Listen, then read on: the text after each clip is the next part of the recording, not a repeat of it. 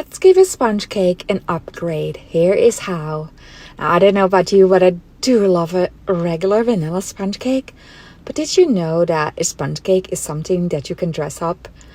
Let me tell you all about it. Now, all my delicious recipes are in my beautiful baking app. And if you love to bake, you are absolutely going to adore the regular one. But how about adding white chocolate? I use finely grated white chocolate, and you get an explosion of white chocolate in there. Now, it starts always with just a plain vanilla sponge cake. It's delicious. It is fluffy. But, you can do so much more upgrade than that.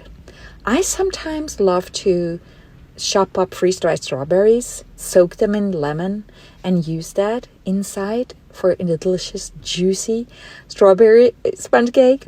Or I use tea and then infuse that cream that I add at the very end, because at the end I add that.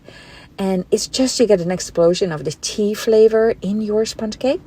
So whenever I make a sponge cake, after I've added the flour, and then I add the warm cream around the side, I add the adds in. So if it is either finely grated dark chocolate, always make sure it's cold, or finely grated white chocolate, also always make sure that it's cold. I add it in at the very end. And I always do that in 2 additions. You just don't want to dump everything in there. And you just get really that lovely chocolate bite in everything. And you do the same with the dark chocolate. Now, I don't know if you have ever made, pistachio sponge cake. You can use coconut milk for coconut flavor. There are so many options. And you can find them all in my beautiful baking app. If you love this tip, share it with your baking besties. Have a great day.